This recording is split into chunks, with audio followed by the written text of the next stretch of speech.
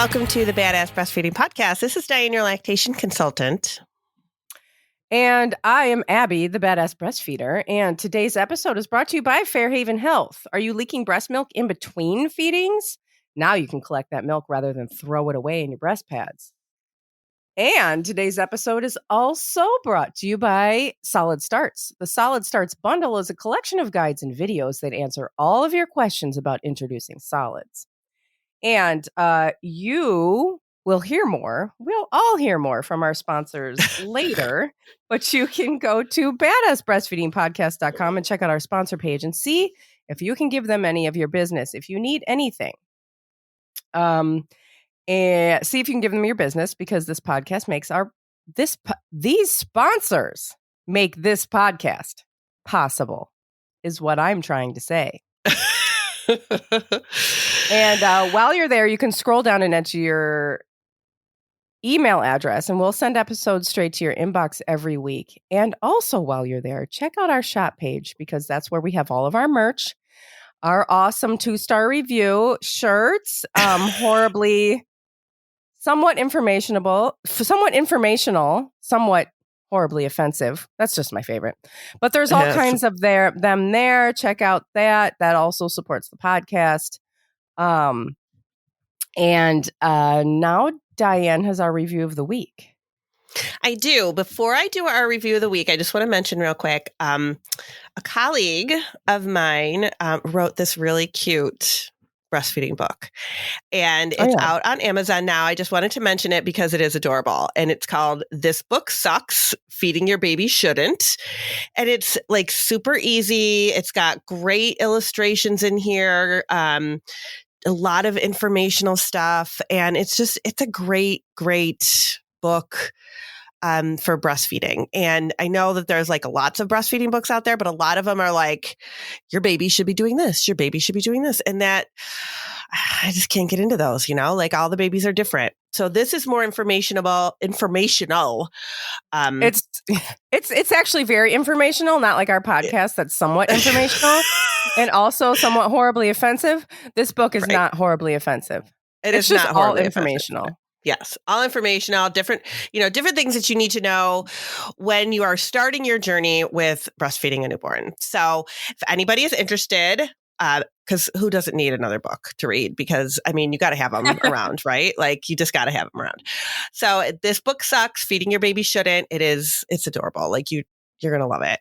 And our review of the week, which, oops, I just pulled it up and then I closed it out again. Here it is right now. I got it. Comes from our iTunes. Information with a smile.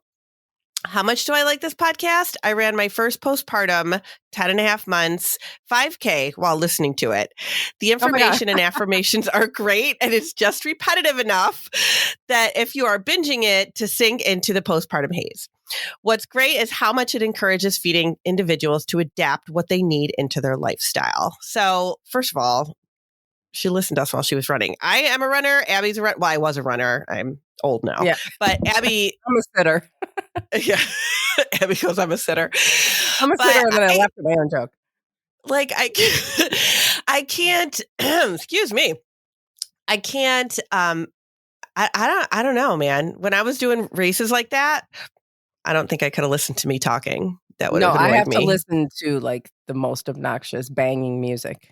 Yeah, otherwise, so I give you, I am so honored right now, coming from somebody who's done many 5Ks in her life. I am very honored that you chose to listen to us during that. And first of all, doing it at postpartum is not an easy feat at all. So you're amazing for that. And thank you for listening to us. And for leaving us a review on top of it too. Makes us feel a little bit better about life in general. So yes, I'm coming off a COVID haze. So I was going to say, can we talk about what's going on with you? Dianne got COVID. I did. My whole house got it pretty much. But it took, we still haven't gotten it. Oh, you're so lucky. I feel like we're the last ones standing. On the planet, probably, yeah. Yeah. Yeah, we have another family that we hang out with who hasn't gotten it either. We've been really, of all the people, we were really quarantining. We were really being careful, and we still kind of I don't know. I at this point, I think we've just been lucky. I don't know, like, and that's what I was thinking for a while. I'm not like trying to like make it sound like you're going to get it, but like, because I was exposed so many times, like really closely exposed. Like my son had it in spring, and he lives in our house, and none of us got it. Yeah. He was the only one. And then I was like in a car with people that tested positive. 3 days later, I was like, I worked in doctor's offices, for God's sakes. Like, I mean, come on. And then like, we just ended up, we don't know where it even came from. Like, we haven't been in close contact with people really. Like, I mean, I don't know. We don't know where it came from, but my husband, me and my daughter all had it in the last week, and we're still like, I'm still technically quarantined. So I haven't been out of my house in like days. I haven't showered. I haven't bothered. Like, just, I'm like, I don't know. We were walking the dogs last night, and I was like, have you showered lately? And Tom was like, yeah, a couple days ago. How about you? Yeah, I think it was a couple days ago. Like, we're pathetic right now. So So nobody wants to shower when they're sick. I know, right? So still a little hazy, but my poor daughter, I think she's just been sleeping for like 5 days. But she has it the worst. Well, I think it's more of like she never gets sick, so I think she was just miserable because of that. Mm-hmm. And I think she's just more like, I hate being sick. She missed a week of work, she hasn't seen her boyfriend. She got her period on top of it, which made her even more miserable. Yeah. I know. She was like, this is the worst. Now I got my period and I don't feel good. So, I mean, Yeah, that's no good. I'm sure the world wants to know that. But so now we're past it. It was the very first time that I ever did a COVID test, though. Oh, really? Yes. Wow. I've gone 2.5 years without having to stick that thing up my nose. And then I had to, because it's pretty gross. Yeah. Yeah. So we are going to talk about, now that y'all know my health history. That's what we're here for. I know, right? Everybody's here too. We are here for a little bit of entertainment, because especially this, not to cut you off, but the topic of this as being nighttime feeding, I've been thinking about this lately, like how many people listen to us at night? Oh, like through the night. Because I don't, our podcast comes out, it is published at 2 a.m. Monday morning, 2 a.m. Eastern time. And I wake up at, I don't know, 6 or 7 Central. And when I look, that's always what I do in the first thing in the morning is I look, is the podcast up? Did it all work out? That's what I do too. Because I'm like, it's not work out. And like when we were sleeping. And there's usually around 800 downloads. And that's a lot. Yeah. And all of that was in the middle of the night. Because I'm just waking up. So all of those people that downloaded that, it's in the middle of the night. And I mean, well, in other parts of the world, it's more morning probably, or daytime. Well, yeah, but I mean, most of our listeners are in the U.S. Yeah, I think so. And if you think about it, people who are nursing and have young babies, you're up at night. Yeah. And I mean, listening to a podcast, well, like that's like especially one that's like about what you're going through. Like, I think that's probably a really nice thing to do. I wish I had that. I didn't know. I mean, I'm sure podcasts existed, at least with Exley, but I don't know if there was a consistent one out there that was really talking about what I was going through. And so anyway, my point is, if you were listening to this at night, it's rough. I know it's rough. I've been there. I've been up many, many, many nights. And you'll get through it, and you're doing great. And just bend down and give your baby's forehead a little kiss for me. I know. I remember working with this great lactation consultant years ago, and she had said, she goes, I used to love those nighttime feeds. She goes, the whole world was quiet. The baby was just like more, a little bit more settled and, not overstimulated. And, we were the only people like in the world, it felt like. She goes, and I loved that. I thought it was really, I mean, if take away like the tiredness and the waking up in the middle of the night, but if you could appreciate, for what it is. I remember with my kids, I would get up because I wasn't comfortable nursing in bed. Like, and I've heard other people say that too. They're just not like, especially if you don't have like a where your bed is, if you don't have like a headboard, or you don't have lots of pillows behind you, or like a big setup. And I just got up and got out of bed, went downstairs with the kids or whatever, and would watch Nick at Night when Nick at Night was a thing. And I'm sure nobody remembers Nick at Night because I'm super old, but it was like Nickelodeon would play all these old, like not old, but just reruns of these TV shows like Fresh Prince of Bel-Air and, stuff like that, and I would like sit and watch an episode while I fed the baby. So that was kind of like my thing. And I almost like not looked forward to it, but it was a really quiet time of day. Yeah. Especially if you have other kids. It's like you're not being interrupted for something. Nobody's asking you for anything other than this little baby that needs you for, feed in the middle of the night. Like, it's just kind of like, you just got to make the best of it. And we're not like, that's not what this episode is not about. Like, okay, so you have to get up. I was going to say this episode is not about how wonderful nighttime feeds are. This is not what it's about. It's quite the opposite, because we understand also, we've all been there. We know, we understand. But one more thing about that is, like, if you can find ways to appreciate it, certainly that's going to make things a little easier. But I had a friend who, he had a baby, and I was talking to him. It was like, maybe the baby is like a year old at this point. And I said, so how's it going? What's whatever. And he goes, it's fine. Once you just give in to the fact that you're not going to sleep, it's fine. And I was like, that's a really good point. Like, you don't stop resisting. It's like when you go out in the rain and it's pouring and you're trying not to get wet. Like, it's impossible because it's just like going everywhere. And you're like, just give in. That's me. You just gotta give in, and you're gonna get wet. You're gonna get tired. You're gonna be tired. And if you can just give in and try to stop resisting, it'll be easier. And that's the last positive thing I will say about nighttime feeding. That's all it deserves. That's it. That's as much positivity as nighttime nursing deserves. Yeah. So absolutely, we can get into the shit now. Yeah.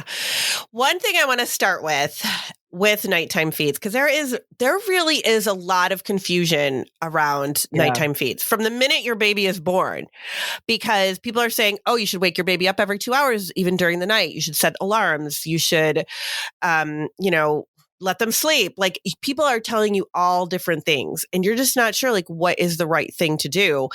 And people ask me that all the time. Should I be waking my baby during the night? Should I be not waking my baby during the night? What am I supposed to do? I hear different things.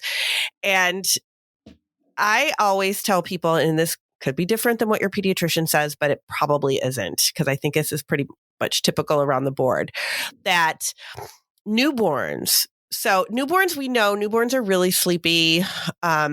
They don't necessarily wake on their own for feeds very well in the first couple weeks of life. So you kind of need to be the one that stays on top of that.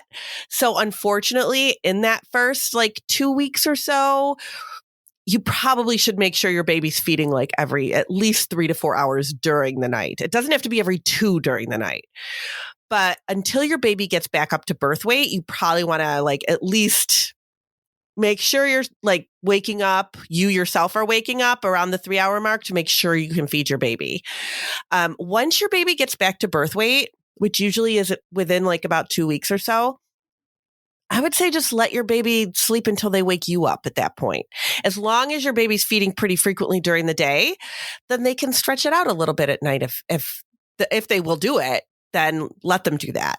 But when they are newborn, it is not good for your baby to sleep 6 or 7 hours during the night. It's just not, it's not what they're supposed to do. But they might do it if you leave them alone, but that's not good for their weight gain. Yeah. And this I'm sorry. I just want to say, cause we say follow your baby's lead, but also remember our last week's episode of the 4th trimester, where your baby is so extremely immature right now.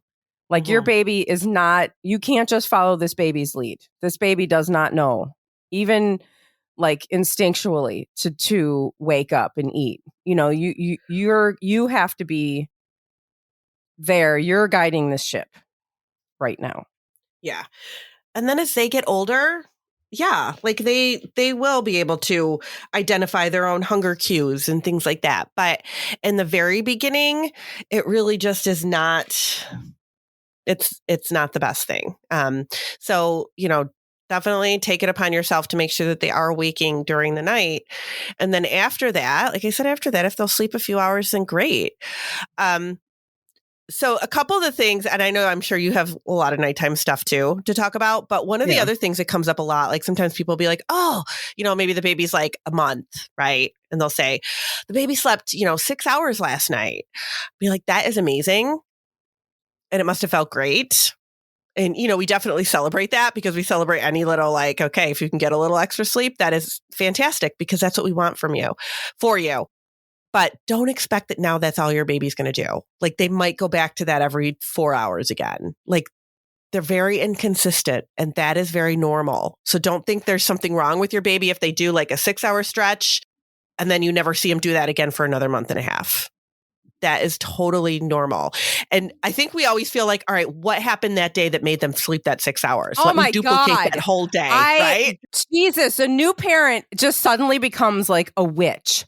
And it's just like, here, I have this spell. What was it? How can I remember what went into this like cauldron of magic? And you're trying to recreate everything, follow your steps. Oh, I stepped over here. I remember I touched this book. I went over here. I said this and we did the, so I remember what did we do that day? What was it that we did?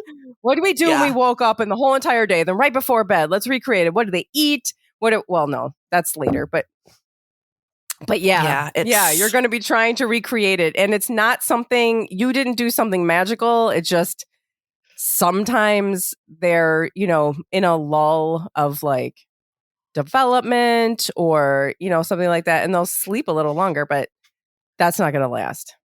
Oh, it's not going to last. It's so inconsistent. Babies are so inconsistent.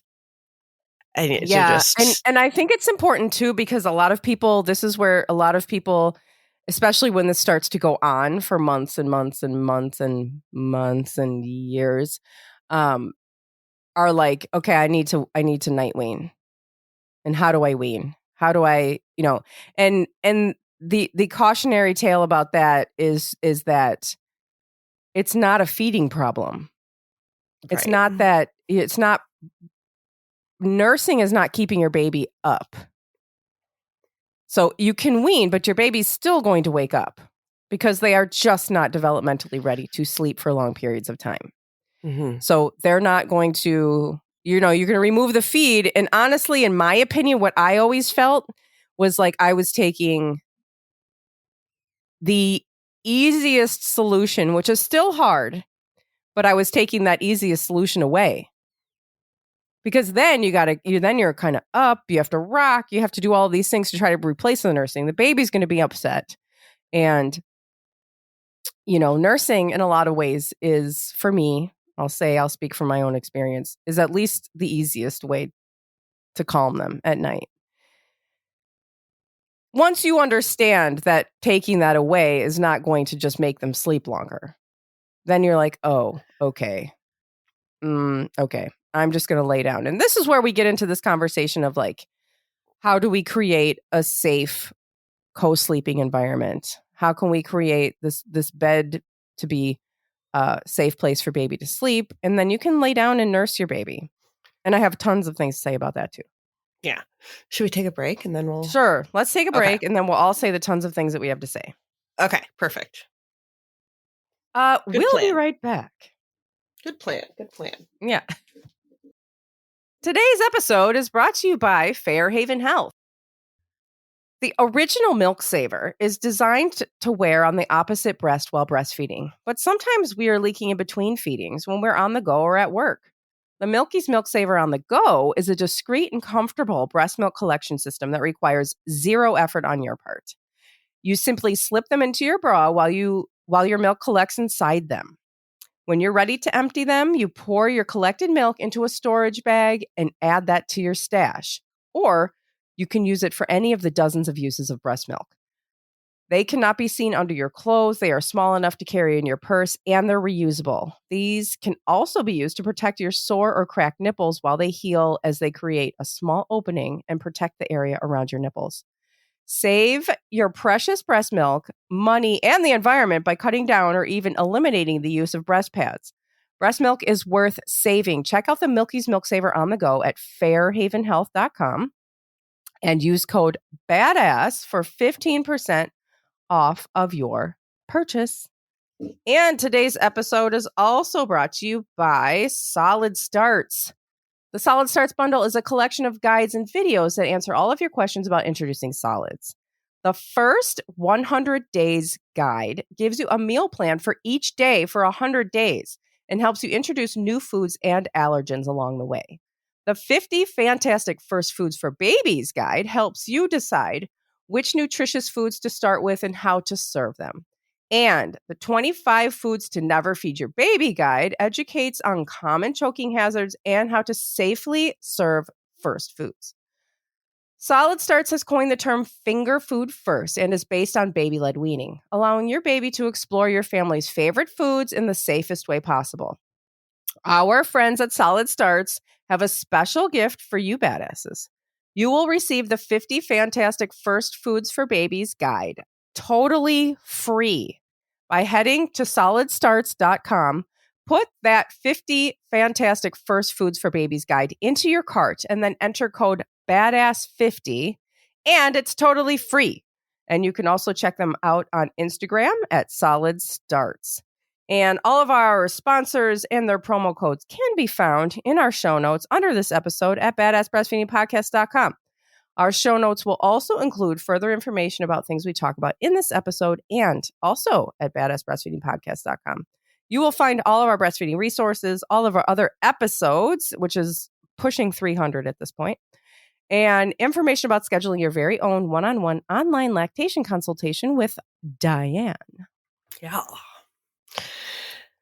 So, I don't know. What direction You should we go in here? Okay, I don't know. I can just start talking.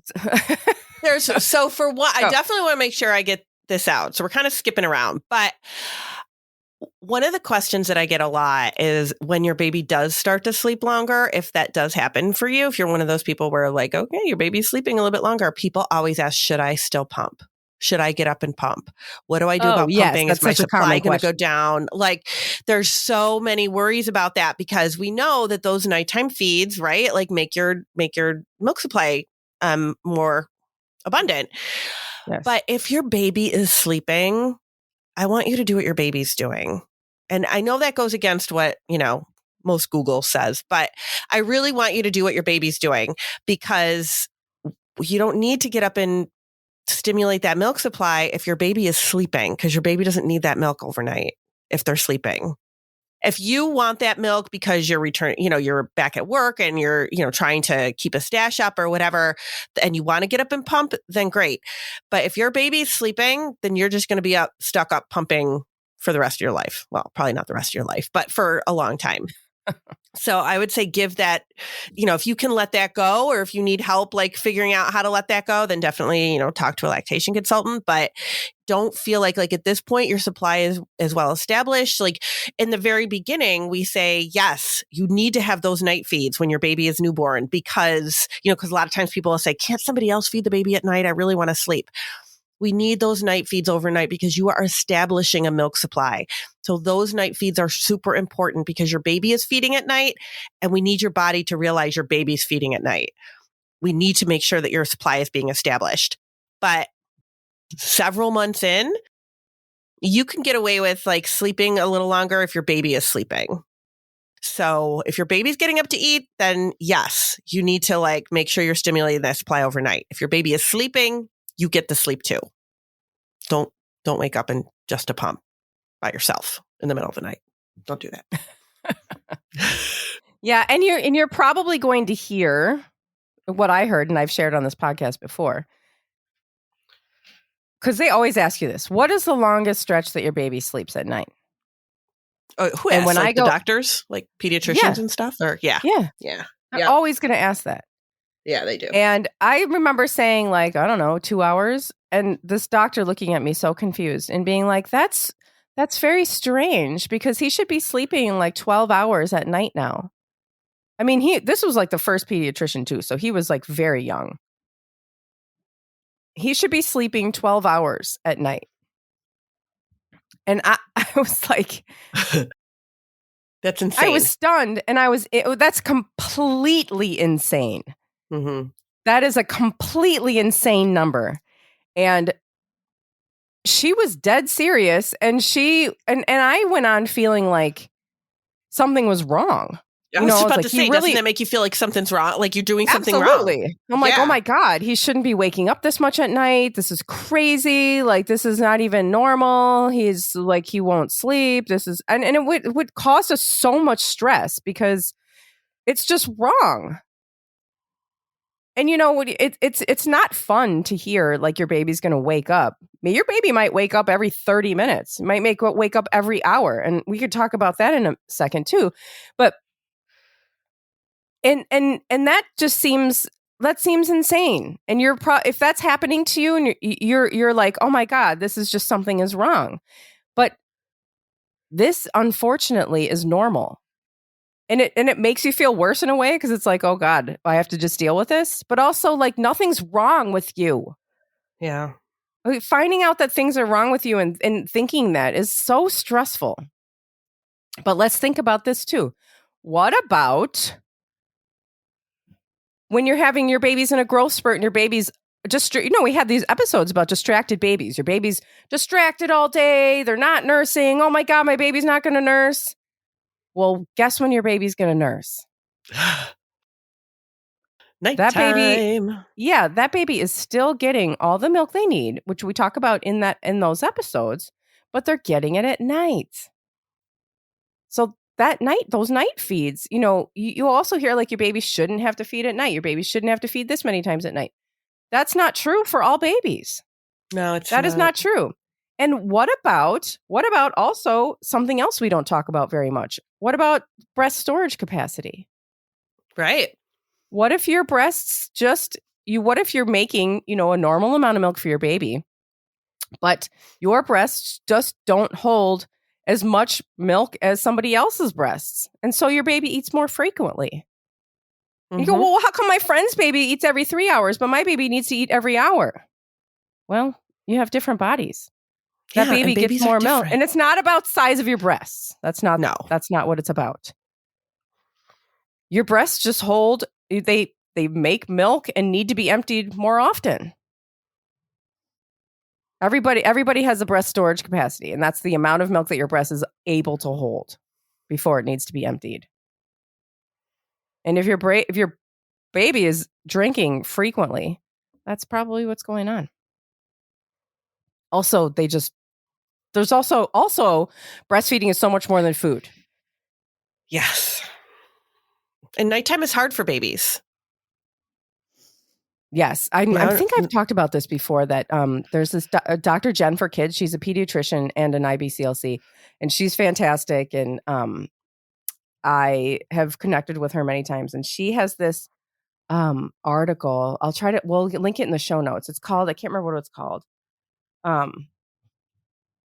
It's something about tigers, and it's all about how like your baby doesn't know that there's not tigers around. Yeah. Like nighttime is very scary. Like your baby is very, very much connected to like early humans with very like literal predators around. And your baby is just wired to be needing safety and security at night. More so. I mean, always, obviously. But nighttime we're all kind of wired to think that nighttime is a dangerous time. We also know, babies are, their systems are immature and they don't have those sleep cycles. They don't have circadian rhythm. They get melatonin from your milk. Like they just, and that's what helps them, figure out their sleep cycles. But they have very different sleep cycles than we do. They don't have circadian rhythm like we do. This stuff is very new. So the waking up is very normal. And I know that like when people, when they plan to have a baby and are planning this baby and are preparing for a baby, we know that I'm going to, we're going to be up at night. But I think what people expect is that you're going to wake up, you're going to feed your baby, and 15 minutes later, everybody's going to be back to sleep. And when it doesn't work like that, I think that becomes very frustrating to everybody in the house. Plus, it's the middle of the night and everything's worse in the middle of the night anyway. Totally. But I would often get people that tell me, but during the night, get the baby up and they're not, they're just, or I go to, feed the baby and I change them and then feed them and then they doze off and then they poop again. So then I got to feed them again and then I got to change them again and then they're awake again. And then I feed them a little bit more to relax them and get them back to sleep. And then once I get them swaddled and put them down and then, he spit up a little bit. And then, so by the time all that happens, it's like 2 hours have gone by. Right. And it's like, this isn't a feed problem though. I know that everybody feels like if I wasn't breastfeeding, this wouldn't be happening. But this is baby stuff. This is just normal baby stuff. And there's really no way your baby does settle after a while. But in the very beginning, yes, they poop in the middle of a feeding. Yes, they're going to spit up a little bit. Well, some babies don't, but mine always did. So you're going to maybe get have to change them or have to whatever you're doing with them in the middle of the night, or they're not going right back down again. That is really normal. And what sometimes I just want to say to parents, this is a societal issue. I feel like I say that all the time. No, it is just a societal issue. We think that babies should be doing one thing. And when they actually act very baby, they act just like normal babies, then we think it's abnormal. But at the same time, we're like, but this baby needs to sleep because I have to go back to work or because my partner needs to go back to work and I don't have the help anymore. My partner went back to work. I don't have help overnight and I'm up for every single feeding and this is hard for me and I need the baby to sleep.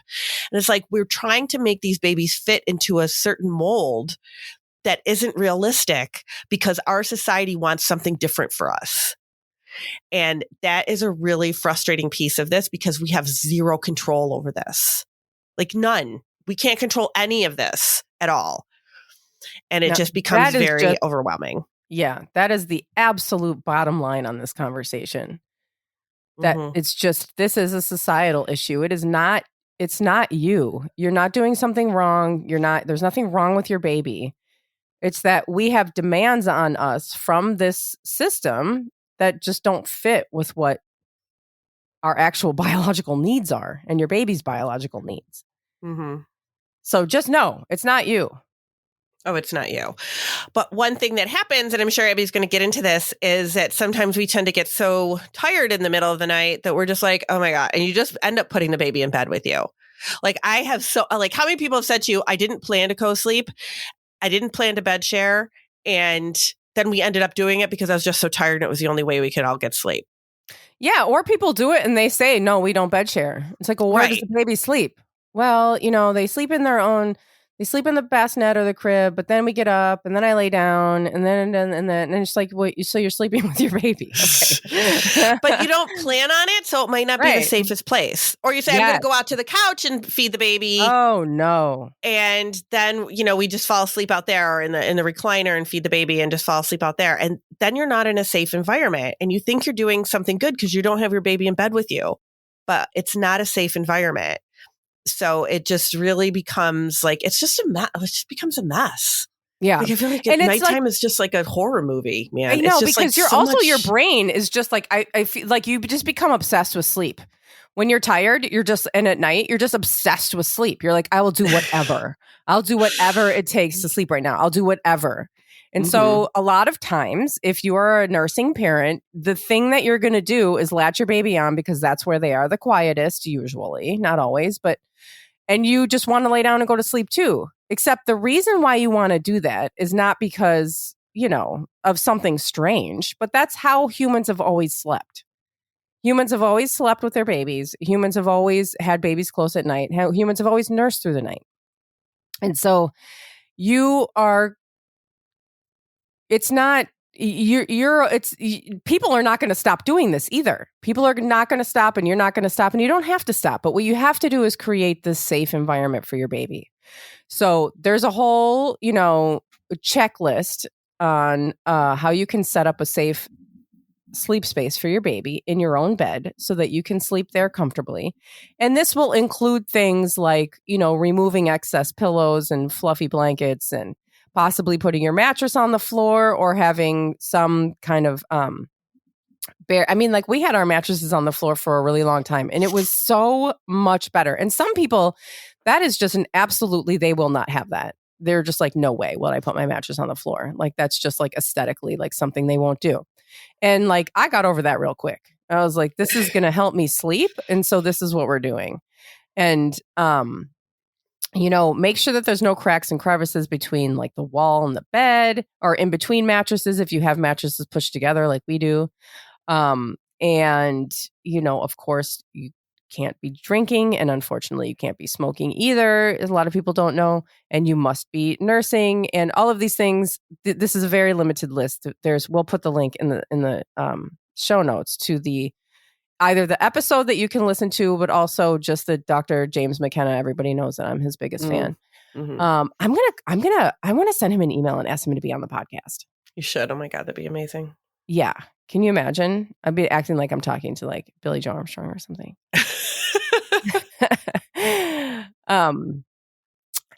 So there's like, he has a whole like little page on his website where you can just check that off and set it up. And if you don't think you're going to use it and you're just like, I'm not going to do that, I don't care. I don't demand people to do things right now, but I'm talking to you. Yes, you set it up. Just do it. Because when you fall asleep with your baby, you can know that you're in a safe place. Mm-hmm. And you can be in a safe place so that you just are and no one's getting hurt. Because going to the rocking chair, like Dianne was saying, going to the couch, doing these funky things to try to convince yourself that you're not bed sharing is far more dangerous. There are cracks and crevices for the baby to fall into, suffocation hazards, and also keeping your baby near you. We think of this as so dangerous and we have to take all these risks away, but this is actually the safest place for your baby. This is where your baby's body temperature, your baby's vital organs are being regulated by laying next to you. This is a SIDS protective factor. Co-sleeping is, and you're able to monitor your baby and their breathing is regulated. And this is just a beautiful thing that is actually the way that humans were, designed to sleep. And so you set that up safely and then you've got it. And here's one of the things from a person who, there was a message recently. I got a message from somebody on Instagram and she was like, oh my God, I was just listening to this episode where you talked about how long you nursed your babies and you should talk about that more often because I didn't know that. And I was like, oh, that's interesting. Yeah, okay. So a lot of people don't know. So I nursed Jack until he was 6.5 years old. And then I nursed Exley until he was 5. And so obviously I nursed them until they stopped. And they do stop on their own. It's going to be older than you think, maybe older than you want. And of course, weaning earlier than that is fine. But I have nighttime nursing experience. And one of the biggest challenges for me was being comfortable. Like laying on your side and not being able to like shift and roll for me was so extremely uncomfortable. And so there's some tricks that I'm going to share with you. And we are running really long. So I'll share them really fast. So getting pillows behind your back so that you can kind of rest. And shifting and finding ways to shift. Oh, a pillow between your knees too. And a pillow behind you will give you a lot of needed support. And learning how to shift. And because you're going to want to like bake the other side, as my husband always says it. You want to like switch to the other side. So you can either grab your baby and roll the baby over top of you and then lay them down next to you on the other side. Or sometimes what I did was just climb over the baby. Mm-hmm. Leave the baby laying there and then like climb over them and then put the other boob in their mouth. Yeah. Some people can nurse from both boobs on one side. And I don't know. I was never able to do that. That was really uncomfortable. Also, I feel like we need to mention, I don't know if we mentioned this, but how different breast milk is at night. Oh, yeah, it is. There's a lot to this topic. Yeah. Yeah. That maybe we'll do a part 2. You might all have to stay tuned. Yeah, night times are just, like I said, there's melatonin in your milk. So when you feed at night, your baby is getting that melatonin, which helps to set their circadian rhythms. Like there's a lot that happens with those night feeds. And babies this is just what they do. And I know that there's a lot of, people out there that really think that after a certain amount of months, your baby should be sleeping all night, but that's just not typical. It might happen, but it's not typical.